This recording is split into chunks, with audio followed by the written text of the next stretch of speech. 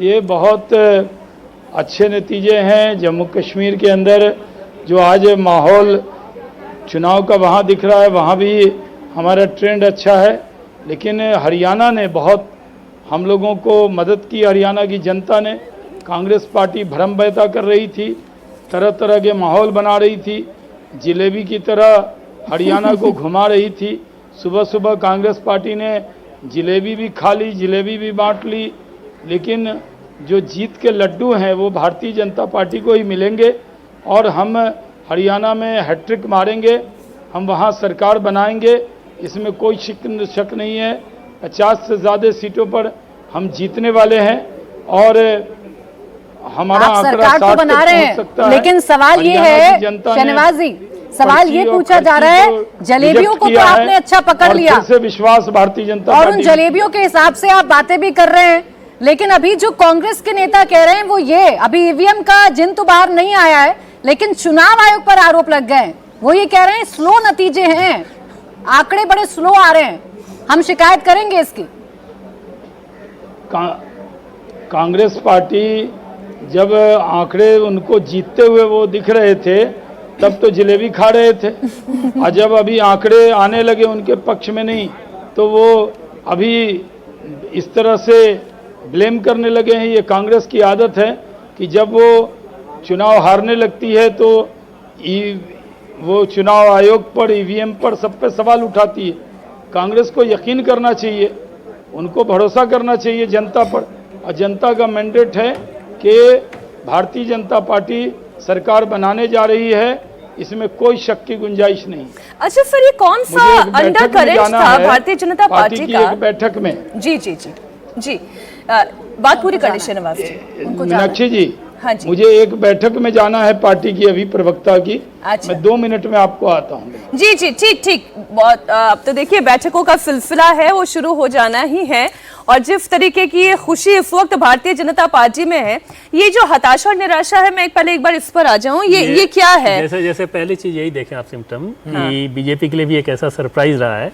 अभी जो बुलाई गई बैठक, जिस बैठक के लिए गए होंगे वो सभी प्रवक्ताओं को बुला के अब ये बताया जाए कि ये जो नतीजा है इसको कैसे पेश करना है, क्या करना। अभी तक फ्री फॉल दिया गया था।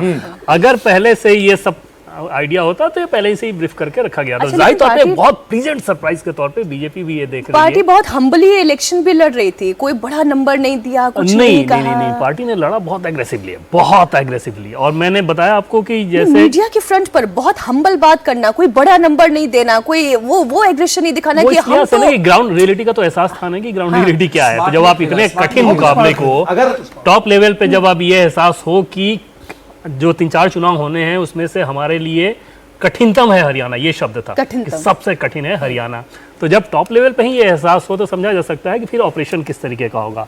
और उसमें बहुत एग्जॉस्टिवली ये किया गया है। तो अमित शाह घंटों बैठ के करते रहे हैं, एक सीट पे क्या करना है, कैसे करना, उस तरह की मेहनत का ये नतीजा है। ये समझाइए जो जयराम कह रहे हैं, ये स्लो वाली बात क्या है? इसमें देखो क्या है कि मैं काफी देर पहले से भी यहाँ पे भी कह रहा था कि भाई चुनाव आयोग के वेबसाइट पे डाटा देने का मतलब नहीं होता, ये बहुत लेट होता है। होता ये है कि स्थानीय स्तर पे स्थानीय प्रशासन के द्वारा जब वोटिंग काउंटिंग होती है तो पहले राउंड के बाद ही आपको डाटा मिल जाता है, आपके लोग होते हैं वो तुरंत वहां से बाहर निकलते हैं और फोन पे बता दिया।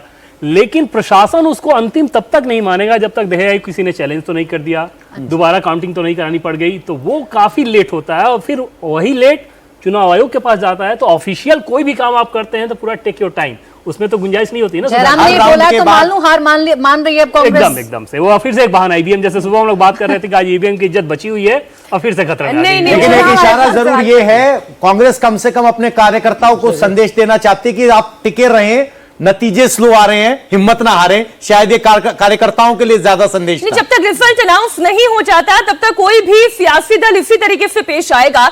लेकिन आप देखिए किस तरीके से वो जज्बात और हालात बदले हैं।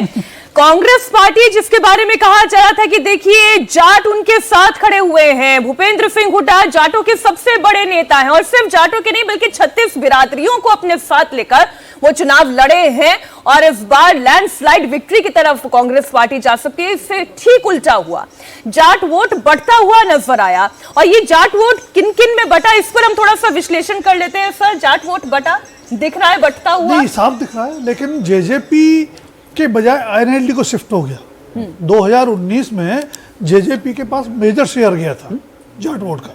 जेजेपी 0 हो गई है, आईएनएलडी रिवाइव होता हुआ दिख रहा है। अच्छा, एक खबर बता देती हूँ, जुलाना से विनेश फोगाट अब आगे चल रही हैं, 5000 वोट से वो आगे चल रही हैं। बीच में पीछे होने की खबर उनकी आई थी, लेकिन उन्होंने वापसी कर ली है, वो अब आगे चल रही हैं। इसके अलावा फिरोजपुर झिरका से भी ठीक खबर कांग्रेस के लिए आ रही है, यहां से भी जो कांग्रेस के प्रत्याशी हैं वो आगे चल रहे हैं। जुलाना से विनेश फोगाट आगे चल रही हैं। भूपेंद्र हुड्डा की जो लीड है वो बहुत बड़ी लीड है, 47,000 वोटों से आगे चल रहे हैं। फिरोजपुर झिरका में भी कांग्रेस 70,000 वोटों से आगे चल रही है, लेकिन इसके बावजूद टैली में कोई बदलाव नहीं है। अच्छा, ये बहुत लीड देर का से फायदा टैली तो है कब है ना? मीनाक्षी, ये अभी तक बदली नहीं है। 35 यहां पर कांग्रेस के हैं, यानी 30-35 के आसपास ही अभी कांग्रेस झूल रही है, और 49 बीजेपी इस पर लगातार टिकी हुई है। ये ज्यादा से ज्यादा गिर के 48 हो जाता है, 49 हो जाता है, 50 हो जाता है, तो इससे समझा जा सकता है कि फिलहाल बीजेपी ने इस चुनाव को अपनी मुट्ठी में वापस ले लिया। अब उसके पीछे जो फैक्टर्स हैं उस पर तो विश्लेषण होता ही रहेगा। बहुत से लोग ये जानना चाहते हैं कि जो नतीजे आ रहे हैं वो किस तरीके से नतीजे आ रहे हैं। तो जुलाना में 5000 से विनेश फोगाट आगे हैं, और राउंड की जानकारी दे देता हूं ताकि आप ये समझ पाएं कि राउंड कितना जल्दी आगे बढ़ रहा है। एक सीट पर 6 राउंड हुए, एक सीट पर 5, एक पर 10, एक पर 4, एक पर 6, एक पर 7, 9, 10, 7, 5, 6, 5, यानी 5 राउंड से लेकर 10 राउंड तक की गिनती हुई है।